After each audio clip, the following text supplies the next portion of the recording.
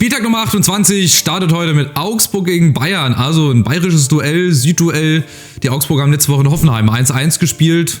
Die Entscheidungen vom Schiedsrichter, die waren jetzt, sage ich mal, nicht die glücklichsten. Den Elfmeter, den er für Hoffenheim dann gegeben hat, den darf es halt auch einfach nicht geben. Ich meine, er kriegt den Ball aus 5 Zentimetern an den Arm.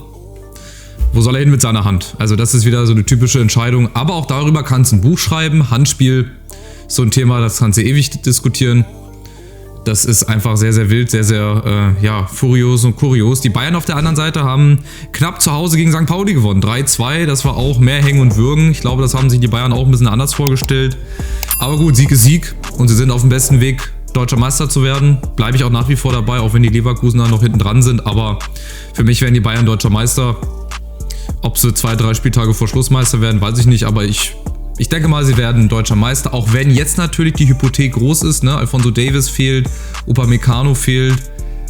Ito wird, glaube ich, auch für längere Zeit fehlen. Der hat sich wieder einen Mittelfuß gebrochen, also da auch großes Verletzungspech. Auch jetzt natürlich auf Hinsicht des Champions League Viertelfinals gegen Inter Mailand. Deswegen weiß ich nicht ganz genau, ob ich die Augsburger nicht auf Sieg tippen soll. Oder halt auf Unentschieden. Wahrscheinlich wird das ein souveräner Bayern-Sieg. Ich mache mal ein vorsichtiges Unentschieden. Ich traue den Augsburgern das definitiv zu. Die sind gut, haben eine starke Defensive. Gerade in der Rückrunde sind auch noch oben mit dabei. Also die können auch noch ins internationale Geschäft einziehen. Und den Bayern, den Braten, den traue ich noch nicht so ganz. Und von daher mal ein vorsichtiges 1-1. Am Samstag geht es weiter, unter anderem mit Mainz gegen Kiel. Mainz hat in Dortmund verloren, 3-1. Auch ein bisschen überraschend, muss ich sagen. Ich finde die Mainzer ein bisschen stärker als Dortmund in den letzten Spielen. Aber man hat gesehen, wenn Dortmund dann auch wirklich mal ernst spielt, hört sich immer so blöd an, als hätten sie vorher nicht ernst gespielt oder nicht gewollt. Aber ihr wisst, was ich meine. Dann können die auch. Und die sind auch noch mit dabei im Kampf ums internationale Geschäft. Also die Dortmunder. Auch wenn es sich blöd anhört, ist aber so. Und Mainz halt auch. Die stehen auch jetzt auf dem 4. Platz. Den winkt die Champions League. Und Holstein Kiel auf der anderen Seite, den winkt eventuell die 2. Liga. Die haben zu Hause gegen Bremen verloren. 3-0. Haben jetzt mit dem Trainer verlängert. Ist ja auch schon mal ein schönes Zeichen, dass auch wenn Kiel absteigen sollte, wonach es halt aussieht, dass auch in Liga 2 da zumindest auf der Trainerbank eine Konstante herrscht. Und ansonsten, das, was wir von Saisonbeginn an schon gesagt haben, die Qualität reicht halt wahrscheinlich nicht über 34 Spieltage aus, dass Kiel dann die Klasse hält. Aber wir lassen uns mal überraschen. Bochum ist da mit dabei, Heidenheim ist mit dabei, St. Pauli, je nachdem wie die Spiele rutschen dann auch nochmal unten rein. Hoffenheim ist da auch noch nicht ganz raus. Also da wird es noch ziemlich spannend, aber Kiel braucht halt Siege. Und ich kann mir jetzt nicht vorstellen, dass Kiel in Mainz irgendwas holt. Deswegen mache ich ein 2-0 für Mainz. Aber vielleicht holen die Kieler ja ein Remis, ein Unentschieden. Und wir lassen uns überraschen, aber auf dem Papier müsste Mainz das eigentlich gewinnen. Dann kommen wir direkt zum nächsten Abstiegskandidaten, und zwar dem VfL Bochum gegen den VfB Stuttgart. Bochum hat letzte Woche ihr Spiel in Leverkusen verloren, 3-1, Freitagabend. Haben ganz gut mitgespielt in der ersten Halbzeit. Schönes Ausgleichstor von Felix Passlack, glaube ich, geschossen, aber dann am Ende auch wieder einige unglückliche Schiedsrichterentscheidungen, aber von der Qualität her hat es halt auch da nicht gereicht. Und die Stuttgarter haben in Frankfurt verloren, 1-0. Erste Halbzeit war sie noch relativ gut, muss ich sagen. Fairerweise haben gut mitgespielt, haben 1-2 gefährliche Chancen gehabt. Aber dann in Halbzeit 2 war Frankfurt eigentlich überlegen. Ne? XG-Wert war fast bei 4 bei der Eintracht, also 3,6 oder 3,7, keine Ahnung. Aber Stuttgart da mit einem Mann weniger, haben dann auch nicht mehr so viel nach vorne bekommen. Also war schon verdienter Sieg für Frankfurt, würde ich sagen. Unter der Woche stand heute DFB-Pokal Halbfinale gegen Leipzig. Ich hoffe, das Finale sensationell Bielefeld gegen halt entweder Stuttgart oder Leipzig. Da kommen wir aber gleich zu, wenn wir auf Leverkusen zu sprechen kommen. Jetzt erstmal die Liga. Stuttgart muss noch oben ein paar Punkte sammeln. Bochum braucht unten die Punkte. Von daher spannendes Spiel. Bochum schätzt sich zu Hause stärker ein als auswärts, gerade mit den Zuschauern im Hintergrund. Das Stadion, das ist halt nochmal eine ganz andere Wucht. Und gerade jetzt in der jetzigen Phase und im jetzigen Saisonabschnitt braucht man jeden Zuschauer, braucht man jeden Sieg. Aber da würde ich tatsächlich die Stuttgarter, egal wie die jetzt im Pokal spielen, würde ich die Stuttgarter da auf Sieg machen, weil die wollen auch irgendwann, die haben wahrscheinlich auch die Schnauze voll. Und Bochum, die müssten eigentlich auch. Also, ihr seht, ich hadere so ein bisschen mit mir. Beide müssen, beide wollen, beide können vielleicht nicht so, gerade weil der VfB noch unter der Woche gespielt hat. Bochum hat ja halt genug Zeit gehabt, um sich vorzubereiten. Ich mache jetzt einfach mal einen Sieg auf Stuttgart. Schauen wir mal, ob ich da mit Recht behalte. Dann kommen wir also zu Leverkusen. Die spielen in Heidenheim. Heidenheim hat letzte Woche in Wolfsburg gewonnen. 1-0. Auch ein bisschen überraschend. Spielerisch sah das eigentlich ganz okay aus. Von Wolfsburg kam ein bisschen zu wenig und von daher ein überraschender Sieg. Wichtig aber auch für Heidenheim, dass die halt weiterhin noch die Chance bewahren, zumindest 16. zu werden. Leverkusen auf der anderen Seite hat sich natürlich ganz schön blamiert. Sensationell unter der Woche in Bielefeld rausgeflogen. Das heißt, ein Drittligist steht im Pokalfinale. Zum ersten Mal in ihrer Vereinsgeschichte Arminia Bielefeld. Von dieser Position auch nochmal herzlichen Glückwunsch an jeden Bielefelder Fan. Ich als zweimaliger Besucher des Pokalfinals möchte euch einfach nur auf den Weg geben. Genießt diesen Tag, dieses Erlebnis, die Kurve, egal welche Seite die Bielefelder Fans bekommen. Es wird einfach ein geiles Spiel. Das wird ein Spiel für die Geschichtsbücher. Und sollte Bielefeld, das muss man sich ja auch mal überlegen, sollte Bielefeld wirklich den DFB-Pokal gewinnen, spielt die in der Europa League. Als Drittligist, vielleicht dann als Zweitligist, aber mag man sich gar nicht ausmalen, oder? Wie geil wäre das einfach, also so von der Geschichte her. Bringt natürlich auch Geld, klar. Fernsehgelder, der Einzug ins Finale, dass sie im Finale stehen sogar, wenn sie als Verlierer vom Platz gehen, würde denen ein bisschen was an Geld geben. Also Bielefeld hat eigentlich jetzt schon gewonnen. Ich finde das sensationell, dafür lieben wir den Fußball und gerade weil es halt Leverkusen erwischt hat. Und deswegen hoffe ich auch so, dass Leipzig das heute noch irgendwie vermasselt. Hab da aber leider das Gefühl, dass die Leipziger sich durchsetzen werden. In der Liga hat Leverkusen aber zu Hause gegen Bochum gewonnen. Da sind sie 6 Punkte hinter den Bayern, sind also noch mit dabei im Kampf um die Meisterschaft, aber müssen sich natürlich steigern. Also wer in Bielefeld verliert, der braucht, glaube ich, jetzt gar nicht von der Meisterschaft reden. Die müssen all ihre Spiele gewinnen. Und wenn die Bayern das halt auch machen, dann bringt das halt nichts. Aber die müssen halt das aus dem Vollen schöpfen. Die müssen quasi alle Spiele jetzt gewinnen. Und ich glaube, dass sie auch in Heidenheim gewinnen werden, obwohl sie in Bielefeld verloren haben. Da glaube ich dann aber, dass die Leverkusener, aufgepasst, Reaktion zeigen. Ganz, ganz schöne Floskel. Reaktion zeigen. Heidenheim wird, denke ich, gut mithalten. Die werden auch versuchen, dann alles auf den Platz zu lassen. Die kämpfen, die rackern, die beißen.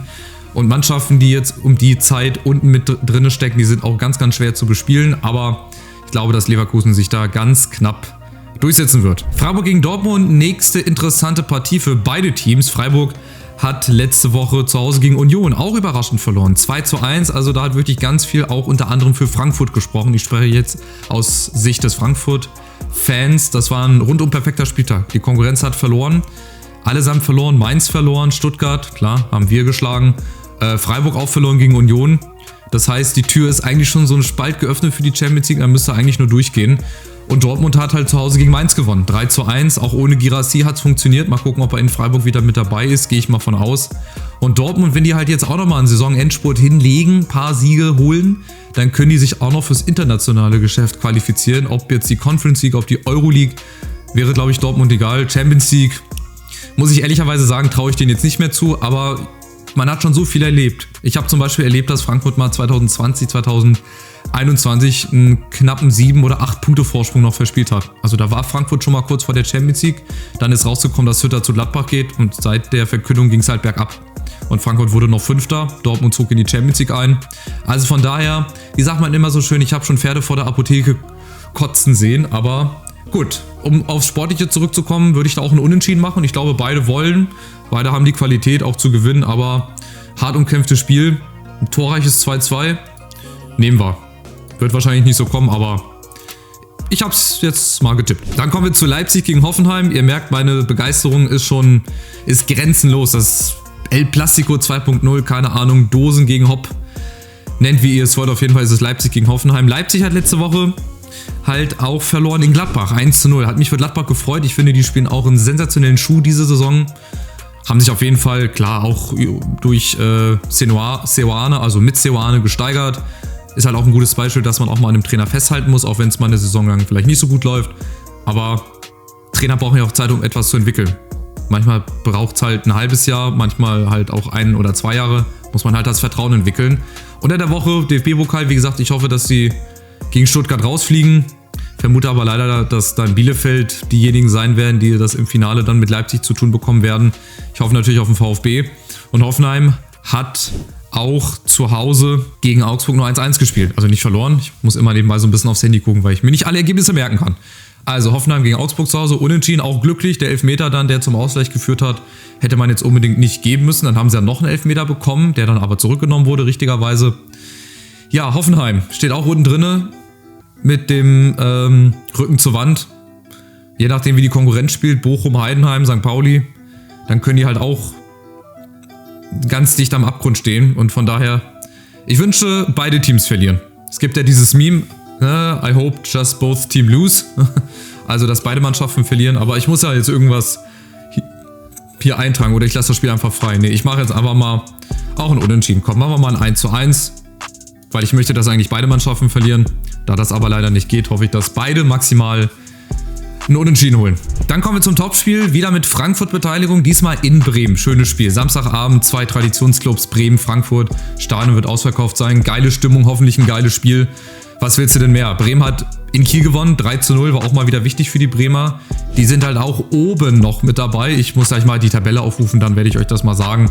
Oder halt auch mal für mich so ein bisschen ins Gewissen rufen, wie es jetzt so steht. Und Frankfurt hat zu Hause gegen Stuttgart gewonnen. Auch ein spannendes Spiel, sehr enges Spiel, viele Chancen gehabt. Eigentlich hätten wir 2-3-0 gewinnen müssen. Der Platzverweis hat uns natürlich dann in die Karten gespielt, aber es ging wirklich zielstrebig aufs Tor, geradlinig, nicht viel Geschnörkel und viel Heckmeck und nochmal hinten rumgespielt, sondern versucht vorne reinzuspielen in die Spitze. Mario Götze hat dann eiskalt abgestaubt, obwohl er davor schon einmal hätte eigentlich ins leere Tor schießen müssen. Ja, und für Frankfurt ist es halt ungemein wichtig, auch in Bremen gleich nachzulegen. Also dann war der Sieg gegen den VfB nichts wert, finde ich persönlich, weil du weißt nicht, wie Mainz spielt, du weißt nicht, wie Leipzig spielt. Wenn die gewinnen sollten, hast du natürlich auch wieder ein bisschen den Druck. Sollten die aber nicht gewinnen, dann hast du, ja, sag ich mal, einen positiven Druck, noch mehr Punkte davon zu ziehen. Also egal, wie die vorherigen Spiele ausgehen, die Eintracht hat auf jeden Fall Druck, würde ich jetzt einfach mal sagen. Ob jetzt negativen Druck oder positiven Druck, eigentlich gibt es nur positiven Druck. Von daher mache ich hier mal einen Sieg. Ich weiß aber auch, dass es in Bremen richtig, richtig schwer ist. Die wollen auch jetzt mal irgendwann wieder ein Heimspiel gewinnen. Das letzte haben sie, ich weiß gar nicht wann, gewonnen. Ich glaube, das letzte gegen Gladbach verloren auf jeden Fall. Von daher wollen die auch, denke ich, zu Hause ihren Fans mal wieder was bieten. Aber es ist schwer. In Bremen ist auch immer eine unangenehm zu spielende Truppe. Aber ich hoffe natürlich auf einen knappen Sieg am Samstagabend, genau wie gegen den VfB. Vielleicht geht es aber auch in die Hose. Sonntag geht es dann weiter, unter anderem mit St. Pauli gegen Gladbach. St. Pauli hat in München gut mitgehalten, 3:2 dann ja verloren. Wäre wahrscheinlich auch mehr drin gewesen, aber gut, das, was wir die ganze Saison über lang schon sagen. Ne? St. Pauli hat eigentlich eine gute Defensive, da haben sie mal drei Gegentore bekommen, vorne 2 geschossen. Aber das haben sie halt zu selten gemacht in der Saison. Ne? Sie hätten öfter mal die Spiele mit ein paar mehr Toren Unterschied gewinnen müssen oder halt auch mal schießen müssen. Dann ständen sie jetzt auch wahrscheinlich nicht so im Abstiegssumpf drin. Und Gladbach auf der anderen Seite hat Leipzig zu Hause geschlagen. 1:0, gutes Spiel, verdienter Sieg. Leipzig ist nicht so viel gelungen. Und die Gladbacher, die stehen auch kurz davor, wieder mal ins internationale Geschäft einzuziehen. Also eine ganz wilde Saison. Ja, die Gladbacher kommen auch aus einer sehr schwierigen letzten Saison.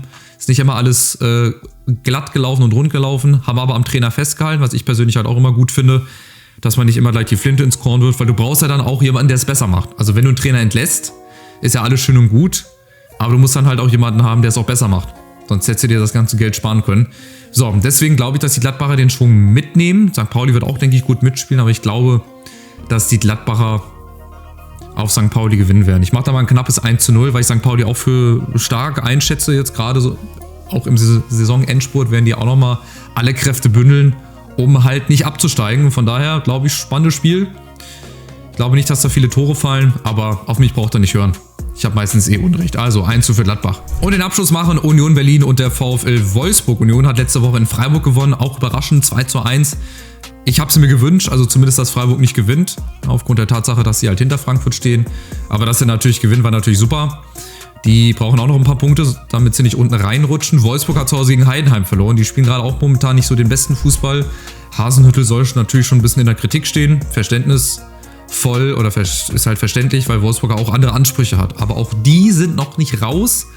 Die können halt immer noch ins internationale Geschäft einziehen, wie die halbe Liga. Wir gucken gleich mal zusammen auf die Tabelle und dann werdet ihr das sehen. Jetzt brauche ich aber auch hier einen Tipp. Nimmt Union den Schwung mit oder gewinnt dann ausgerechnet Wolfsburg? Das ist wieder so ein typisches VfL-Spiel, dass die dann da eine bessere Leistung zeigen und dann bei Union gewinnen. Ich mache mal Union auf Sieg. Auch ein knappes 2:1. Ich habe da eher Wolfsburg in Verdacht, dass sie da einen Sieg holen, aber das ist immer schwer zu sagen. Man muss viel aufs Bauchgefühl hören, vieles auch halt einfach nur Glück. Wir speichern jetzt und dann gucken wir mal zusammen auf die Tabelle und dann schauen wir auf unsere Gesamtübersicht. So, ich habe jetzt mal die aktuelle Tabelle hier aufgerufen. Geht natürlich auch bei Kicktipp. Da sehen wir oben die Bayern, klar mit 65 Punkten. Leverkusen wird Vizemeister werden, da gehe ich von aus. Und dann wird es halt spannend. Frankfurt hat 48 Punkte, hat momentan die besten Karten. Dann haben wir Mainz 45, Gladbach 43, Leipzig, Freiburg beide 42. Dann haben wir dahinter Augsburg, Wolfsburg mit 39 und 38. Genau, Dortmund 38, Stuttgart 37, Bremen 36, wo es Ah, nee, Augsburg ist 8. Genau. Also ihr seht, von Bremen bis Leipzig sind das 6 Punkte. Das sind 2 Spiele. Die Tabelle wird sich jetzt Spieltag für Spieltag immer weiter, ja, oder es wird hin und her wechseln. Verrutschen, wollte ich jetzt eigentlich sagen. Aber auch unten im Abstiegskampf. Ihr seht, Hoffenheim hat nur 4 Punkte Vorsprung. Nein, Quatsch, ich kann nicht rechnen. 5 Punkte Vorsprung vor Heidenheim. St. Pauli nur 3 Punkte. Bochum hat nur 2 Punkte auf Heidenheim. Holstein Kiel, die haben schon ein paar mehr Punkte Rückstand. Wenn die aber gewinnen sollten und die anderen halt alle nicht. Also hier ist es viel hätte, wenn und aber. Also hier das internationale Geschäft ist natürlich mit am spannendsten. Von Platz 3 bis Platz 12 hat jeder die Chance, sich noch fürs internationale Geschäft zu qualifizieren.